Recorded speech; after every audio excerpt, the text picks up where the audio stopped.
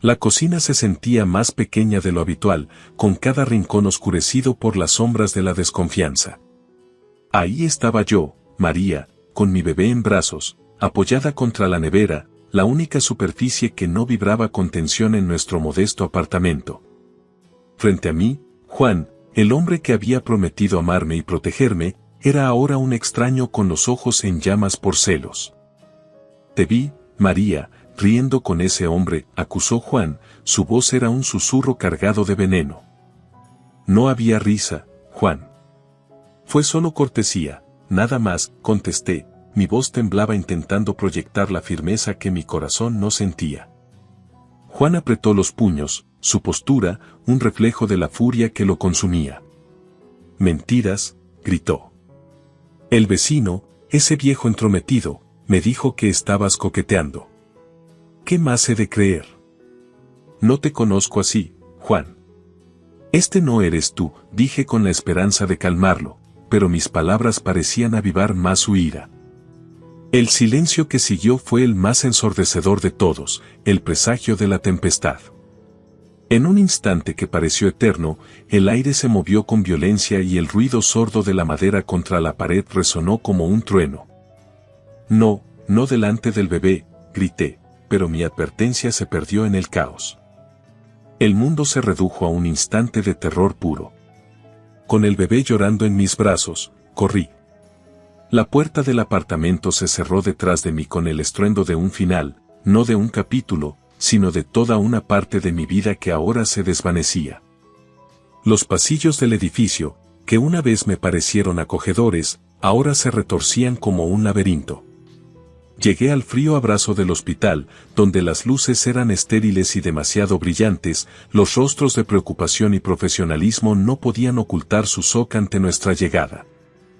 No te preocupes, cariño, estamos seguros ahora, susurré a mi bebé, mientras las enfermeras nos envolvían en cuidados y el sonido de las sirenas anunciaba la llegada de la policía para Juan. Era el fin de algo terrible, pero también el principio de algo incierto. Cada latido de mi corazón era una mezcla de miedo y una determinación recién nacida, la de sobrevivir y proteger a mi hijo, sin importar qué. La cocina aún olía a los restos de un desayuno que había preparado con amor, un amor que ahora parecía teñirse de amargura y malentendidos. El aire era denso, saturado con la energía de una discusión que se había desbordado en violencia. Juan, basta. No hagas algo que lamentarás, mi voz era suplicante, pero mis palabras no lograban traspasar la muralla de su ira. Todo esto es tu culpa, María. Si no hubieras.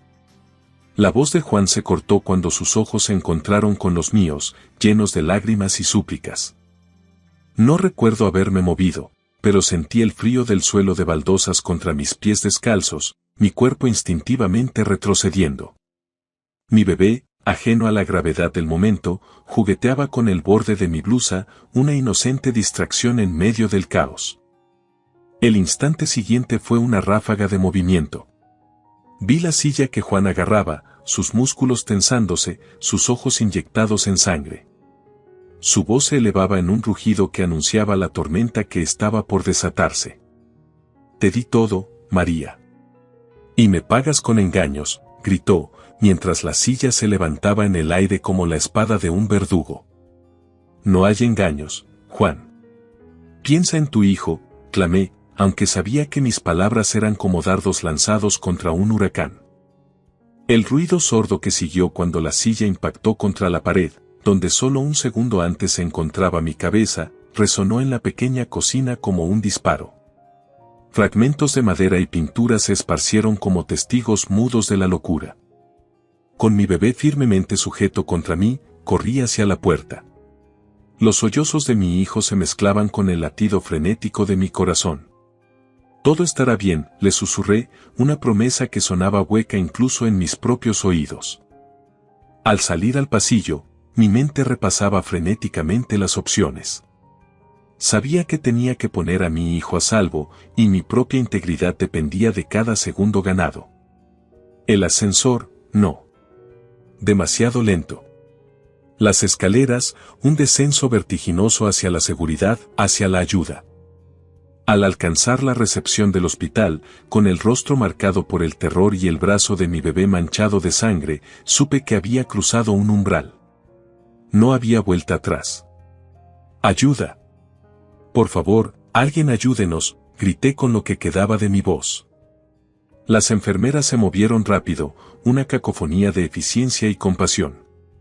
Mientras me hundía en la camilla, rodeada por el blanco estéril y el olor penetrante de antiséptico, supe que algo dentro de mí también se había roto, algo que no era tan fácil de curar como una herida abierta. La recepción del hospital era un bullicio de actividad, pero a mí me pareció estar sumergida en agua, todos los sonidos amortiguados y las caras borrosas. Mis brazos aún protegían a mi pequeño Santiago, y aunque el llanto había cesado, su respiración agitada contra mi pecho me recordaba el pánico que ambos sentíamos. Las puertas automáticas se abrieron y cerraron, admitiendo una ráfaga de viento caliente del desierto, mezclada con el olor a desinfectante y preocupación. «Por favor, necesitamos ayuda», grité, con mi voz rasgada por la urgencia. «Aquí». «Rápido, trae una camilla», escuché a una enfermera gritar a su compañero. En un instante, estaban a mi lado, sus expresiones severas y profesionales. «¿Qué sucedió?», preguntó una enfermera mientras otra inspeccionaba a Santiago con manos suaves pero firmes. «Mi marido, hubo un incidente en casa», tartamudeé, las palabras apenas lograban salir. «Estás a salvo ahora. Vamos a cuidar de ti y de tu bebé», me aseguró otra voz, una figura masculina en verde quirúrgico, que apareció con una silla de ruedas. Me dejé caer en la silla, exhausta, mientras Santiago era envuelto en una manta blanca y pasaba a los brazos de una pediatra. «Vamos a cuidar de tu pequeño», me dijo con una sonrisa calmada, pero sus ojos no ocultaban la gravedad de la situación. La rapidez con la que nos movieron a través de los corredores fue un contraste con mi estado mental lento y aturdido. Las luces parpadeaban por encima, una tras otra, como marcadores de un camino que había tomado un giro inesperado y oscuro. «Vamos a necesitar algunos detalles sobre lo que sucedió, pero primero, hablemos de estas heridas», dijo un médico joven mientras me examinaba con cuidado, palpando suavemente mi brazo magullado. «No se preocupen por mí, solo vean que mi bebé esté bien», imploré, la adrenalina cediendo paso al miedo y al dolor que comenzaba a manifestarse en todo mi cuerpo. «Lo haremos, pero necesitamos que estés bien también». «Eres todo para tu hijo ahora», respondió con una voz que pretendía ser firme pero no podía ocultar su compasión.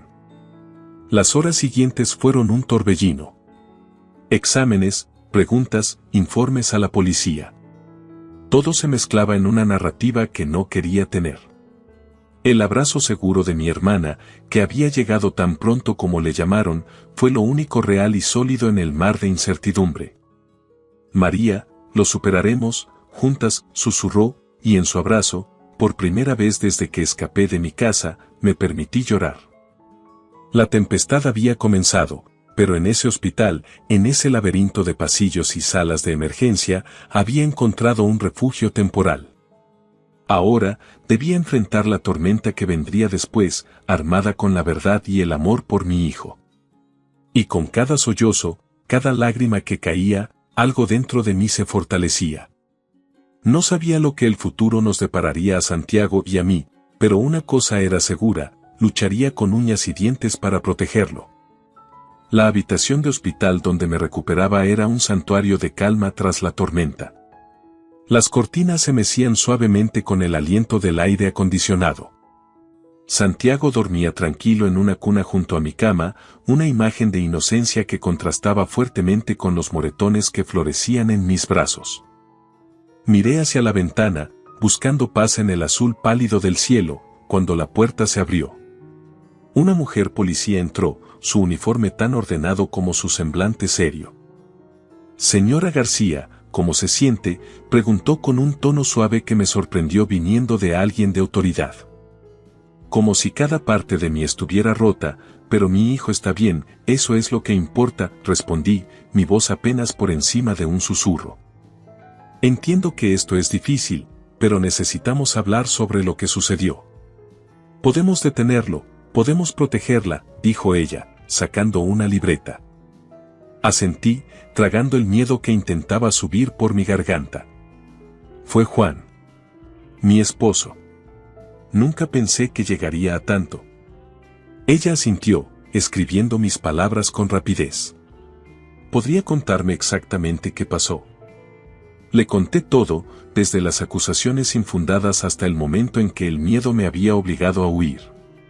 Y entonces, con Santiago en mis brazos, corrí por las escaleras, llamé al ascensor, pero no podía esperar.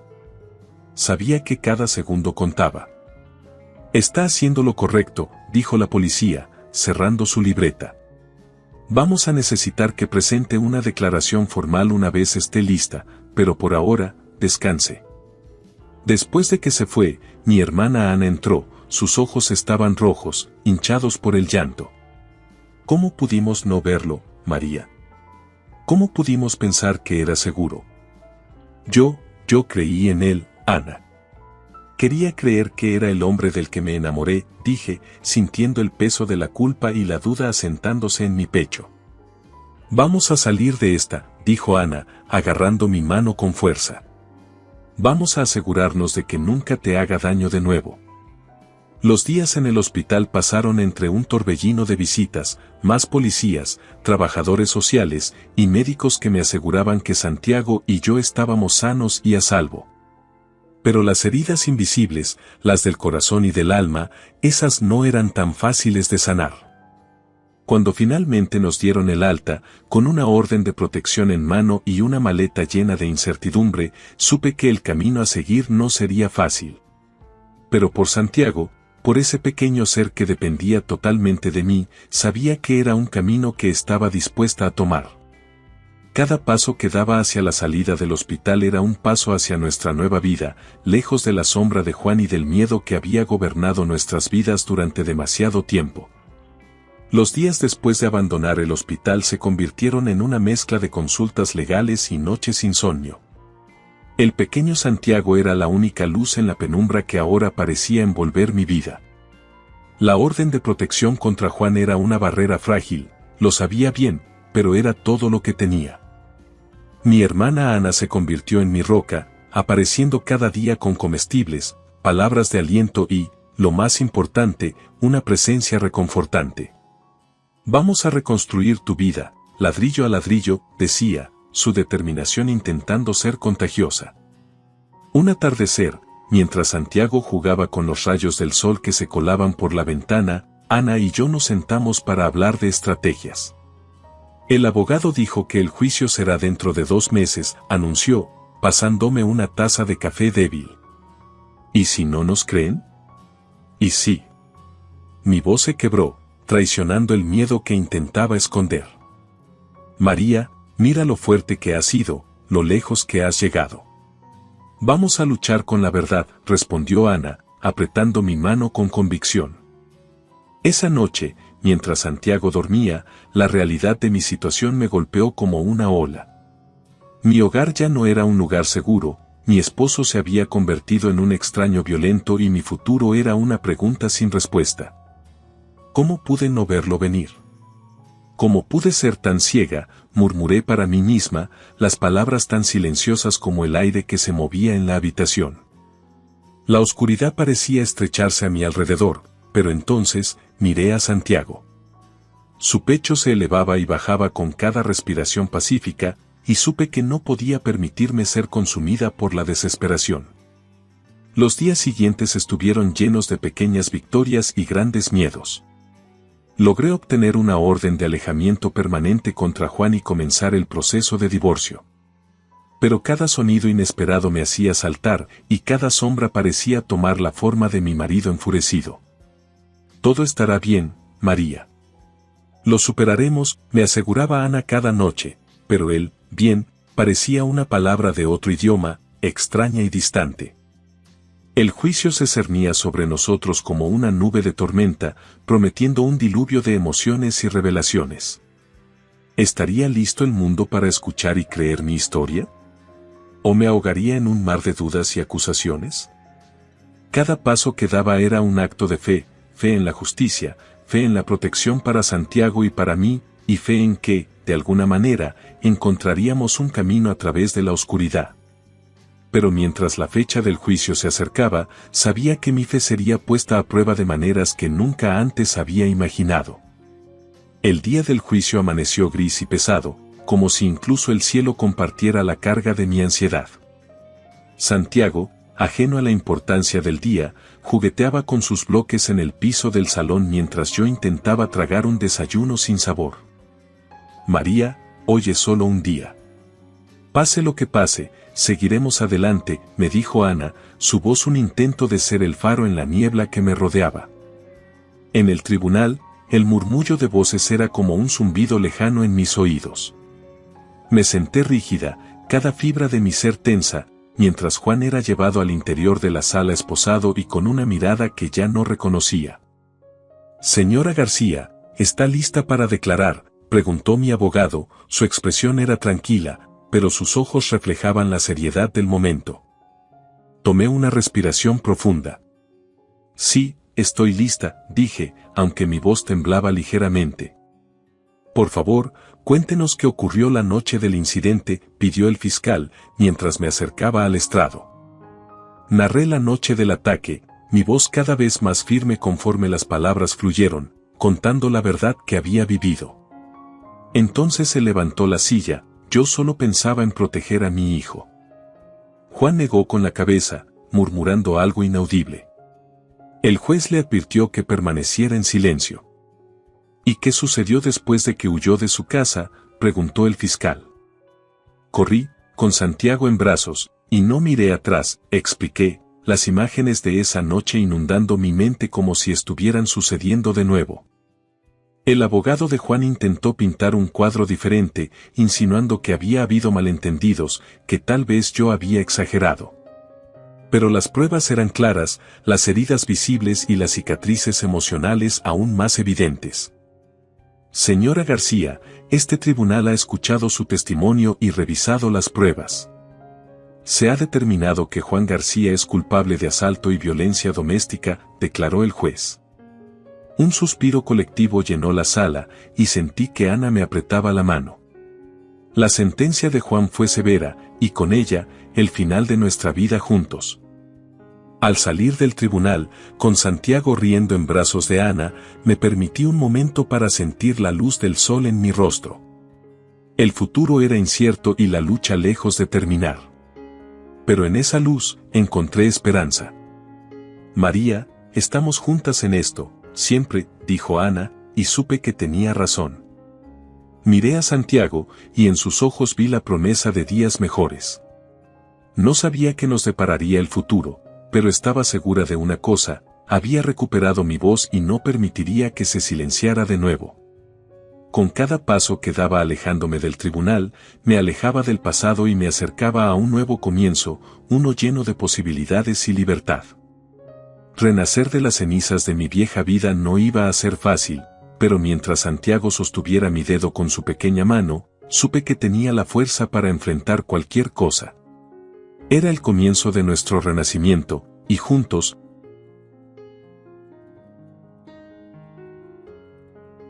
en el tranquilo pueblo de Breckenridge, siempre tocado por un sol benevolente, se erguía la casa de Eileen, un rincón de serenidad en un mundo que a menudo olvidaba la suavidad. Viuda y madre, sus días transcurrían entre el cuidado meticuloso de su jardín de rosas y el manejo silencioso de las finanzas de una familia que parecía ignorar la fuente de su comodidad. Patrick, su único hijo, era el tipo de hombre que canalizaba su gentileza en su trabajo, dejando poco espacio para ver más allá de su oficina.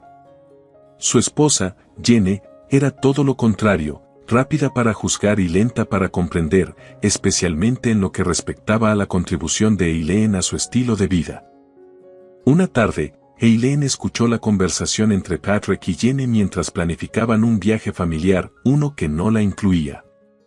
Cariño, deberíamos llevar a mamá con nosotros, sugirió Patrick, su voz un murmullo suave. ¿Llevarla? No seas ridículo. Ella estará mejor aquí, haciendo lo que las viejas hacen, limpiar, respondió Jenny con un desdén que cortaba como el viento invernal de Colorado. Eileen, que pasaba por la sala con una bandeja de té, se detuvo, apenas perceptible. Su corazón se tensó, pero su voz permaneció tranquila. No se preocupen por mí. Disfruten el viaje, dijo con una sonrisa que no alcanzó sus ojos. Verás, vieja, alguien tiene que quedarse y cuidar la casa, dijo Jenny, con la risa en su voz como un trazo de arrogancia. Eileen asintió, manteniendo la compostura mientras su mente comenzaba a trazar un plan. Había aprendido hace mucho que el silencio podía ser su aliado más poderoso. Cuando la casa quedó vacía, con la partida de la familia, Eileen no perdió tiempo. Sus dedos, temblorosos pero decididos, marcaron el número de un contacto que había estado interesado en la propiedad durante años. Es hora, dijo con una claridad nacida de años de ser subestimada. ¿Estás segura, verdad, Eileen? Una vez que hagamos esto, no hay vuelta atrás, advirtió el agente inmobiliario al otro lado de la línea.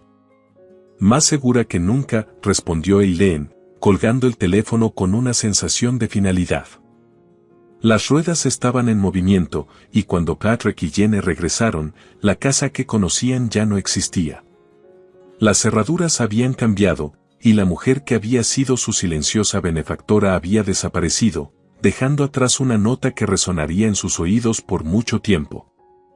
Disfruten su viaje. En cuanto a la casa, es hora de hacer mi propia inversión.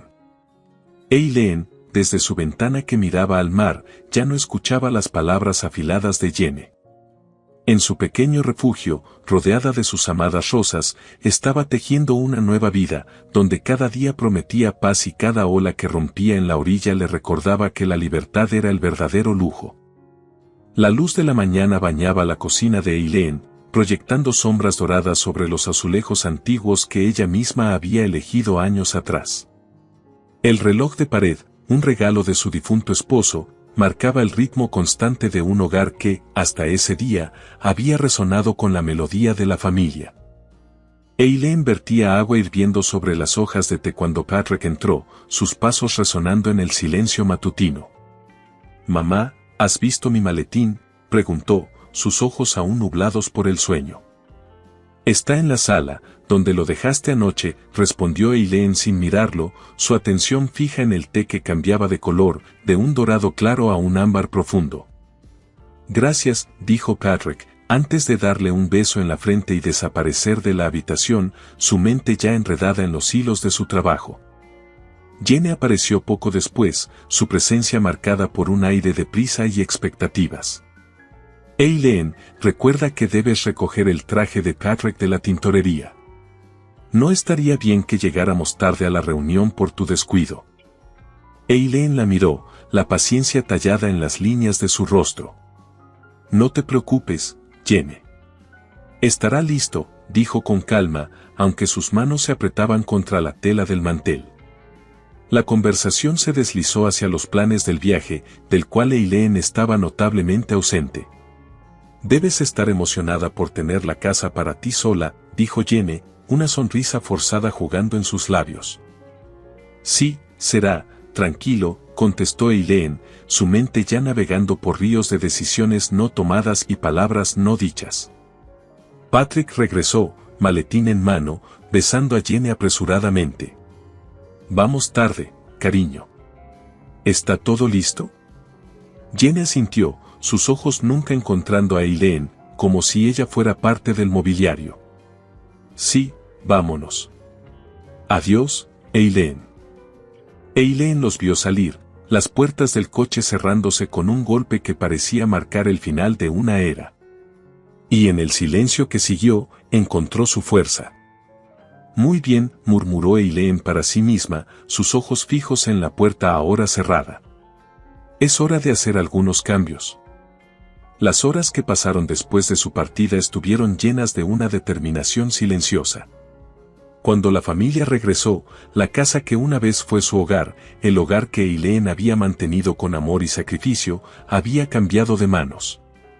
Y Eileen, la matriarca que había permanecido en las sombras, había dado un paso adelante hacia la luz, dejando atrás los desaires y la ingratitud en busca de una vida que por fin podría llamar suya. Eileen observó por la ventana cómo el coche se alejaba, llevándose a Patrick, Jenny y su energía frenética. Un suspiro escapó de sus labios, un preludio a la calma que estaba a punto de romperse. Tan pronto la calle quedó desierta, Eileen se movió.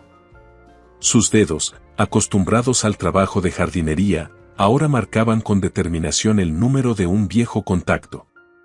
¿Robert? Soy Eileen. Sí, la casa, ha llegado el momento. Necesito que vengas ahora, habló con una voz que no vacilaba, que no dejaba espacio para dudas. Claro, Eileen. Siempre supiste cuándo sería el momento adecuado. Estaré allí en una hora, la voz de Robert, siempre tan calmada, confirmó la cita. El reloj continuó su marcha inexorable mientras Eileen recogía las pocas cosas que quería llevar consigo.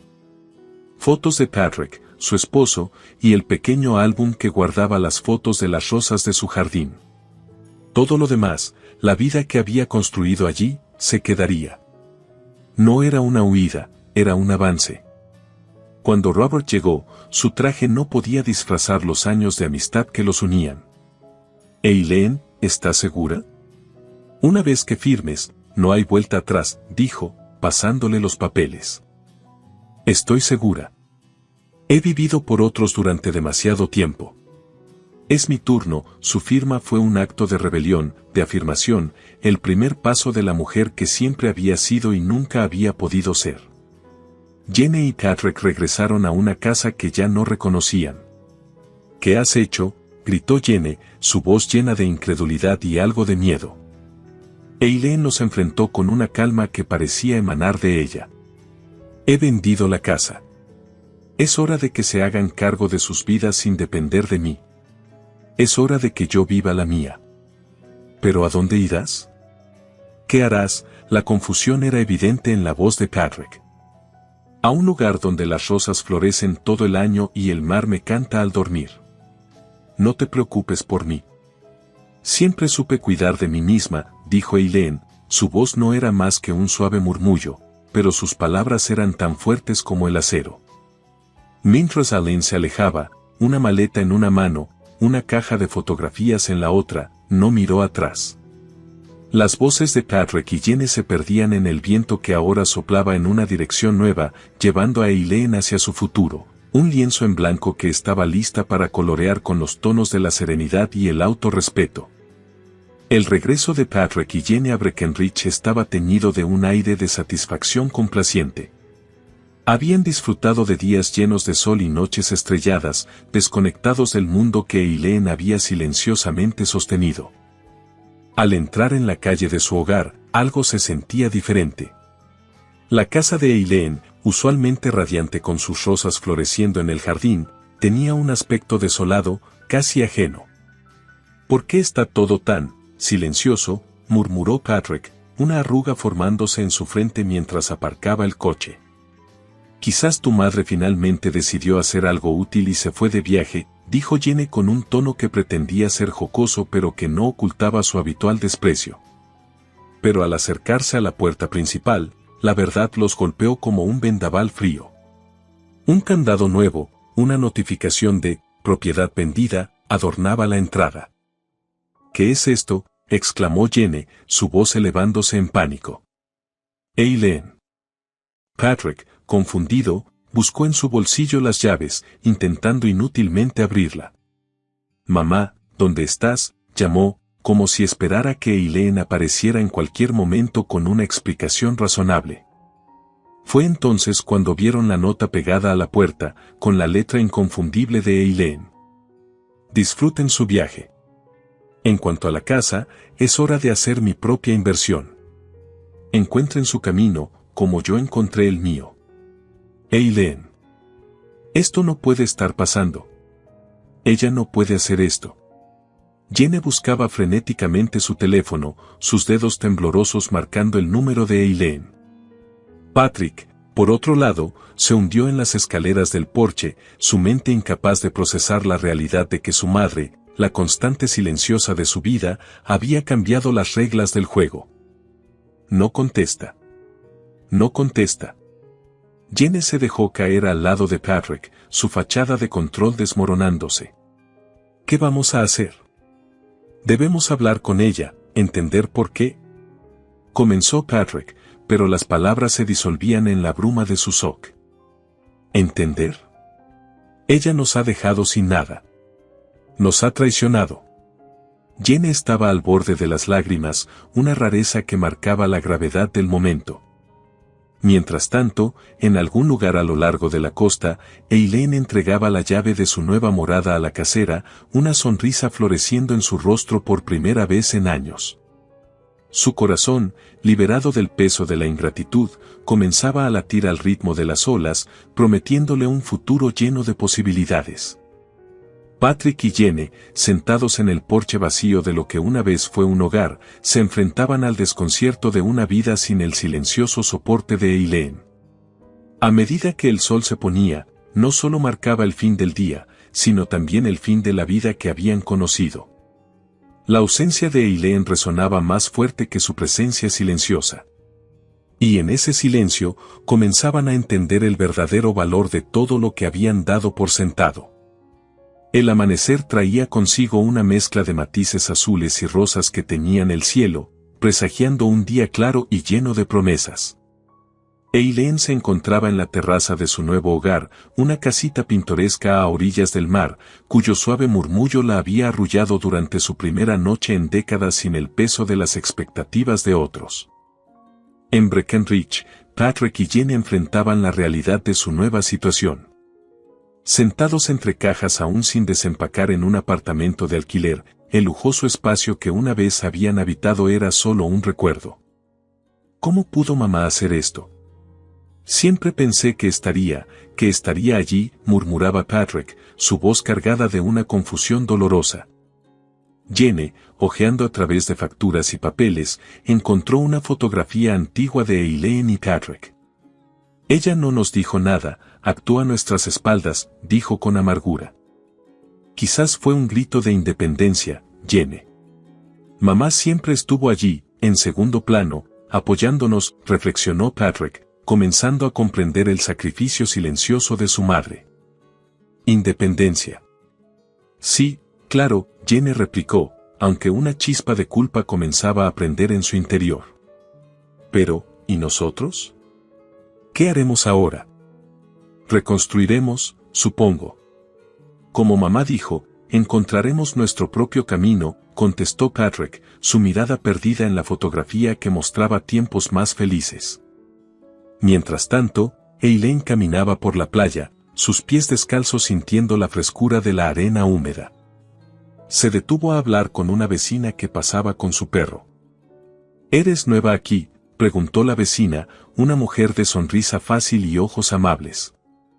Sí, acabo de mudarme a la casita al final del sendero, respondió Eileen, señalando hacia su nuevo hogar.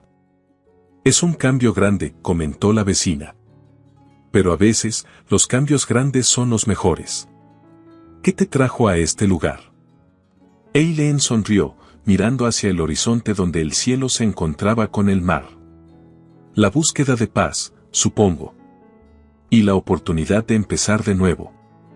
De vuelta en el apartamento, Patrick y Jane comenzaban a reconocer la magnitud de su dependencia y la profundidad de su desconexión con la realidad.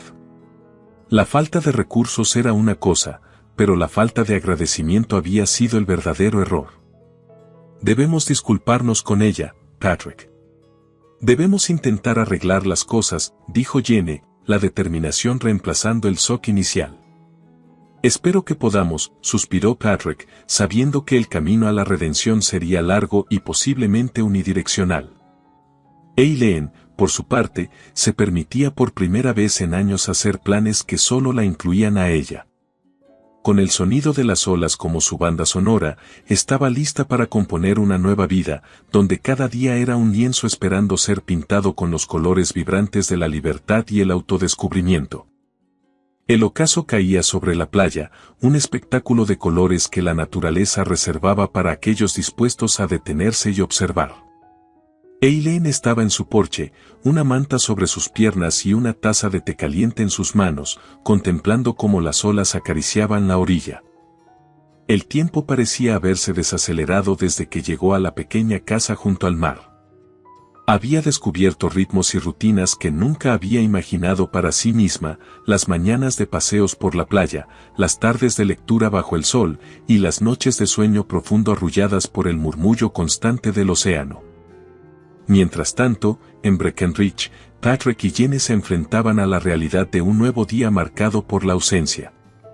El apartamento se sentía ajeno, y el silencio, una vez un visitante poco común en su hogar anterior, ahora era su compañero constante. Patrick, debemos llamarla de nuevo, insistía Jenny, su voz llevando un tinte de desesperación. No podemos dejar las cosas así. Patrick pasaba su mano por su cabello, signo de su ansiedad. He intentado, pero mamá parece haberse desconectado del mundo, dijo, su mirada fija en su teléfono apagado. ¿Crees que alguna vez nos perdonará?, preguntaba Jenny, la vulnerabilidad asomándose en sus ojos por primera vez. No lo sé, Jenny. Mamá siempre fue la fuerza silenciosa detrás de nosotros, y nunca apreciamos eso, reconoció Patrick, su corazón pesado con el reconocimiento tardío. La luna se elevaba ahora, un faro plateado sobre las aguas tranquilas, y Eileen suspiraba suavemente. La vida tiene una manera extraña de enseñarnos lecciones, murmuraba para sí misma. Una llamada inesperada interrumpió sus reflexiones. El teléfono sonaba con un número desconocido. Hola, contestó, su corazón dando un salto al escuchar la voz de Patrick. Mamá, por favor, escúchanos. Lo sentimos, no sabíamos, no entendíamos todo lo que hacías por nosotros, se apresuraba a decir Patrick, su voz cargada de un arrepentimiento sincero. Eileen escuchó, el teléfono apretado contra su oído, permitiendo que las palabras de su hijo fluyeran sobre ella como las olas a sus pies. Patrick, siempre te amaré, pero necesitaba hacer esto, por mí. He pasado mi vida cuidando de otros, y ahora, es mi tiempo, dijo con una voz serena que escondía las corrientes de emociones debajo. ¿Podemos verte? ¿Podemos hacer las cosas bien?, preguntó él, esperanza y miedo mezclándose en su tono. Quizás con el tiempo, podamos encontrar un nuevo camino juntos, respondió Eileen, la luna y las estrellas como testigos de su renovada fortaleza. La llamada terminó con promesas de intentar, de aprender y de crecer.